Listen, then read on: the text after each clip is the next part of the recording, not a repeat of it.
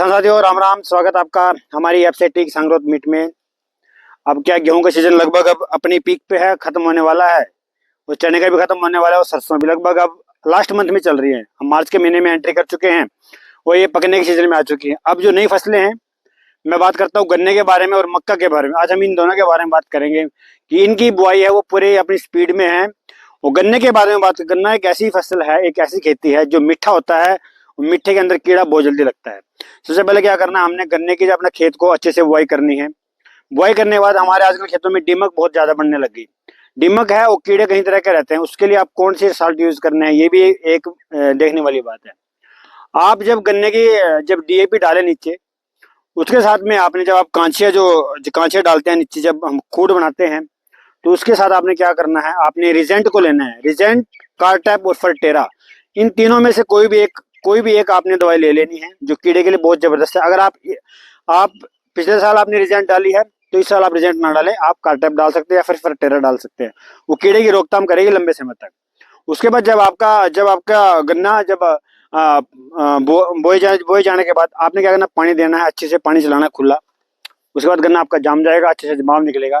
फिर क्या, गन्ने में खरपतवार हो जाते हैं जो घास बोलते हैं, उसके लिए जिम्मेदार बहुत सारी स्प्रेयां करते हैं। आजकल स्प्रे आने लगी जिस वजह से हमारी मिट्टी खराब होने लगी। तो उसमें मैं ये सुझाव दूंगा कि आप स्प्रे ना करने के बजाय उसको गुड़ाई कराएं, हाथ से अपनी मैन पावर लेके गुड़ाई कराएं। उसके बाद आप यूरिया डालें और उसके साथ में आपने क्या करना है, इस प्रोडक्ट को मिलाना है, एप्सा 80 को। नीचे जब डीएपी डाले तब भी आपको मिलानी है 100 ml प्रति एकड़ के हिसाब से। जब यूरिया मिलाना है तब भी मिलानी है आपने, ये मिलानी है। उसके बाद आपको पानी देना है। उससे पहले जब आपका जो गन्ना है वो लगभग इतना हो जाएगा, जिसको हम लगभग बोलते हैं 8 से 10 इंच का, उसमें क्या करना है, हमें गन्ने में क्या गोब का कीड़ा होता है, उस कीड़े के लिए आपने कोराजन का प्रयोग करना है। कोराजन जो आपके वहाँ पे कंपनियां हैं अवेलेबल है, उनकी अच्छा साल्ट प्रयोग करना है आपने। साथ में एफसेटी को मिलाना है। कोराजन क्या करेगी, कीड़े को लंबे समय तक रोकथाम करेगी। आप कुदरत के जो एक कुदरत दवाई है उसको भी आप प्रयोग कर सकते हैं।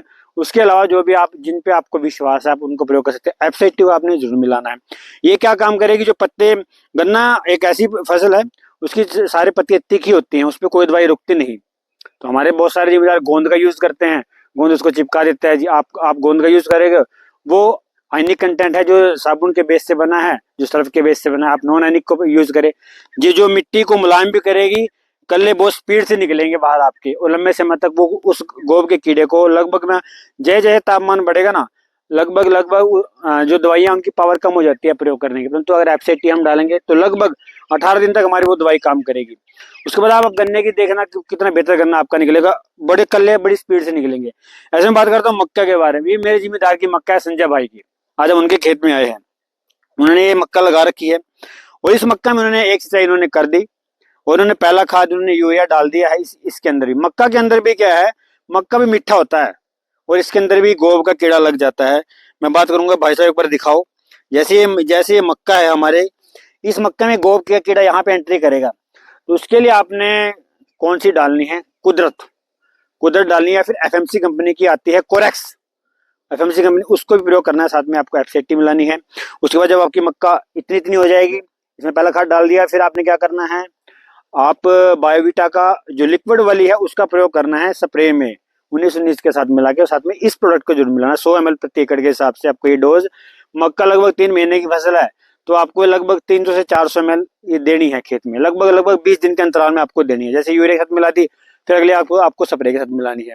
उसके बाद आप जब रिजल्ट देखेंगे, आपका मक्का मोटा होगा, बड़ा अच्छा मोटा होगा, और जो कुकड़ी आएगी उसमें दाने पूरे भरे होंगे। सुंडी लग जाती है हमारे आजकल मक्के के अंदर, सुंडी के लिए आप जो आपके वहां पे अवेलेबल है आप उस साल्ट को यूज कर सकते हैं। सुंडी, क्योंकि अगर मक्का हमारी बड़ी होगी ना, एक बार ही स्प्रे करनी पड़ेगी सुंडी की, तो सिर्फ उसके अंदर इसी का ध्यान रखना। और साथ में आपको एफसेटी जरूर डालनी है।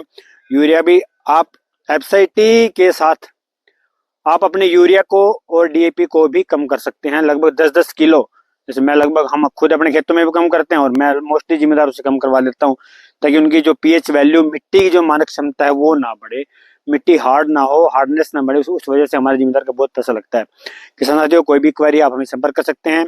मिलते हैं आपको एक नई वीडियो में एक नए के साथ। धन्यवाद।